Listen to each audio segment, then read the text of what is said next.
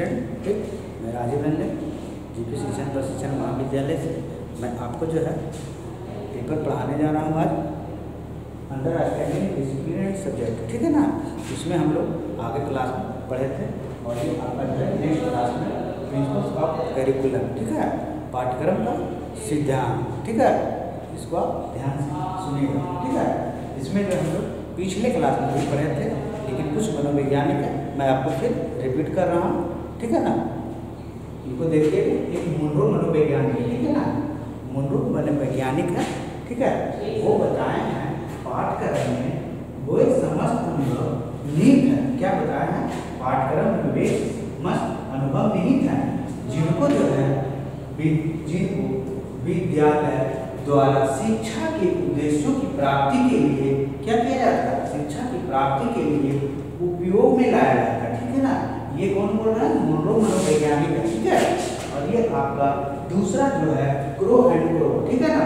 Crow and crow एक मनोवैज्ञानिक है, वो बता रहे हैं पाठ्यक्रम में सीखने वाले या बालक के समस्त अनुभव, क्या होता है? बालक के समस्त अनुभव निहित होते हैं, ठीक है ना। जिन्हें वह विद्यालय या क्या कर रहे हैं? जिन्हें वह विद्यालय या उनके बाहर प्राप्त करता है। कहाँ प्राप्त करता है? विद्यालय और क्या विद्यालय के बाहर भी प्राप्त करता है। क्या प्राप्त करता है? पाठ्यक्रम प्राप्त करता है, ठीक है। वे समस्त अनुभव एक पाठ्यक्रम में निहित होते हैं। क्या कर रहा है कि अनुभव एक पाठ्यक्रम में निहित होता है जो उनको मानसिक, जो क्या कर रहा है? उनको मानसिक, शारीरिक, संवेगात्मक, सामाजिक और क्या है? आध्यात्मिक व नैतिक रूप में विकसित होने की सहायता देते हैं। क्या देते हैं? सहायता देते हैं, ठीक है ना। ठीक है। और इसका जो सिद्धांत है, ये जो आपका प्रिंसिपल्स ऑफ करिकुलम है, उनका सिद्धांत जो है आपका 7 है, ठीक है ना। 7 है, ठीक है। ध्यान से सुनिएगा। ये पहला है प्रेरणा का सिद्धांत, ठीक है। फर्स्ट में क्या है? प्रेरणा, ठीक है। और ये आपका दूसरा में है व्यापकता का सिद्धांत। दूसरा में क्या है? व्यापकता का सिद्धांत। और ये तीसरा में क्या है? आपका क्रियात्मक का सिद्धांत या क्रिया का सिद्धांत, ठीक है। क्रियात्मक का सिद्धांत या क्रिया का सिद्धांत। और ये आपका चौथा में है आपका जीवन से संबंधित सिद्धांत। क्या है चौथा में? जीवन से संबंधित का सिद्धांत। और ये आपका पांचवा है उपयोगिता का सिद्धांत। पांचवा में क्या है? उपयोगिता का सिद्धांत। और ये आपका छठा में है प्रजातांत्रिक संबंधों का सिद्धांत। क्या है छठा में? प्रजातांत्रिक संबंधों का सिद्धांत। और ये आपका सातवां में है समन्वय का सिद्धांत। सातवां में क्या आता है? समन्वय का सिद्धांत, ठीक है। और ये हम आपको प्रेरणा का सिद्धांत के बारे में बता रहे हैं। प्रेरणा का सिद्धांत क्या है? ठीक है ना। प्रेरणा का सिद्धांत है कि जब छात्रों की रुचि, क्या कह रहा है प्रेरणा का सिद्धांत में, कि जब छात्रों की रुचि, इच्छा, योग्यता एवं क्षमताओं पर आधारित न होकर, किस प्रकार है? क्षमताओं पर आधारित न होकर पाठ्यक्रम को क्या करना चाहिए? मनोवैज्ञानिक अत्यंत क्या है? आवश्यक है। मनोवैज्ञानिक प्रेरणा जो है मनोवैज्ञानिक क्या होना चाहिए? जैसे ऐसे पाठ्यक्रम केवल मनोवैज्ञानिकों ही कर सकते हैं। ऐसा पाठ्यक्रम जो प्रेरणा का सिद्धांत जो है जो दे रहे हैं, वो कह रहे हैं कि ये पाठ्यक्रम केवल मनोवैज्ञानिक ही कर सकते हैं। पाठ्यक्रम इन सिद्धांतों की अवहेलना करता है। पाठ्यक्रम जो है इन सिद्धांतों की अवहेलना करता है कि छात्र पाठ में कोई रुचि नहीं लेंगे। क्या कर रहा है कि छात्र अवहेलना करेगा और क्या करेगा? पाठ में कोई रुचि नहीं लेगा। और कक्षा में छात्र शिक्षक के भय से क्या होगा? शांत बैठा रहेगा। जो बच्चे जो है क्या है? शिक्षक के भय से क्या होगा? क्लास में बच्चे जो है शांत बैठे रहेंगे। और छात्र जो है कभी भी कक्षा में सक्रिय भाग नहीं लेगा। क्या करेगा? कक्षा में जो है बच्चे जब शांत बैठे रहेंगे तो कक्षा में क्या होगा? बच्चे सक्रिय रूप से क्या होगा? सक्रिय रूप से भागी नहीं लेगा। और छात्र और विद्यालय के मन एक ऐसी गहरी दरार पड़ जाएगी। क्या होगा? एक ऐसी दरार पड़ जाएगी जो कभी पूरा नहीं हो सकता। ये क्या है? प्रेरणा का सिद्धांत में, ठीक है। और आपका जो है व्यापकता का सिद्धांत, दूसरा में आपका जो है व्यापकता, ठीक है ना।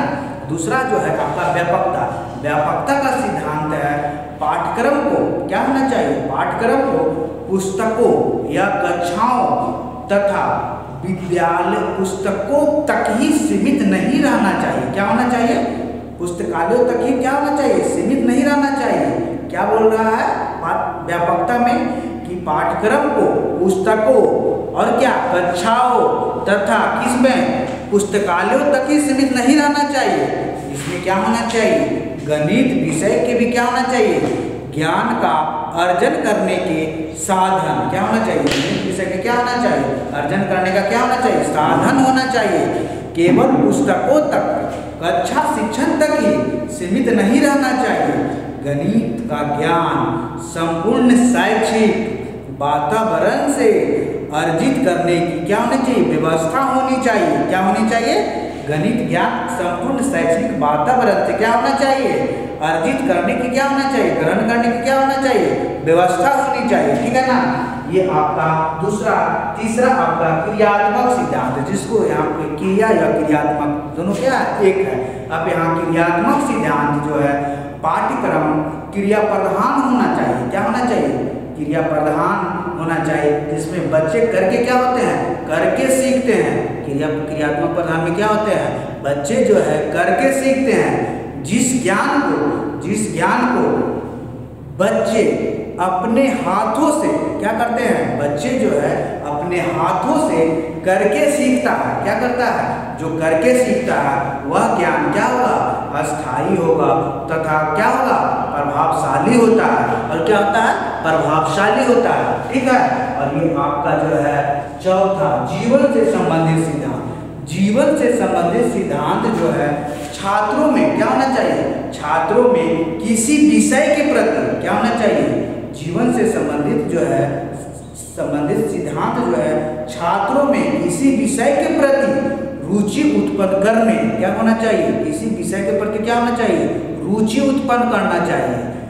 तथा किसी विषय को क्या करना चाहिए, किसी विषय को अधिक आकर्षक किसी विषय को क्या करना चाहिए, अधिक आकर्षक बनाने के लिए यह आवश्यक है कि पाठ्यक्रम उसके जीवन से क्या होना चाहिए, संबंधित होना चाहिए। किसके जीवन से, छात्रों के जीवन से संबंधित होना चाहिए। ठीक है, और ये आपका पांचवा जो है उपयोगिता का सिद्धांत। ठीक है, उपयोगिता का सिद्धांत, ऐसा ज्ञान, उपयोगिता का ज्ञान होना चाहिए, ऐसा ज्ञान होना हो जो हमारे जीवन के लिए उपयोगी नहीं है। जो क्या होना चाहिए, हमारे जीवन के लिए उपयोगी नहीं है, व्यर्थ होता है। क्या होता है, व्यर्थ होता है। ठीक उसी प्रकार अध्ययन सामग्री जिससे हम कोई लाभ ना उठा सके, जिससे क्या हो, हम कोई लाभ ना उठा सके, व्यर्थ होती है। क्या होता है, जब हम लाभ नहीं उठाएंगे तो क्या हो जाएगा, व्यर्थ होगा। अर्थात पाठ्यक्रम ऐसा बनाया जाए, क्या होना चाहिए, पाठ्यक्रम ऐसा बनाया जाए जो छात्रों के जीवन उपयोगी, क्या होना चाहिए, छात्रों के लिए जीवन उपयोगी ज्ञान प्रदान करे। क्या करे, ज्ञान प्रदान करे और व्यवहारिक जीवन में क्या होना चाहिए, लाभकारी होना चाहिए।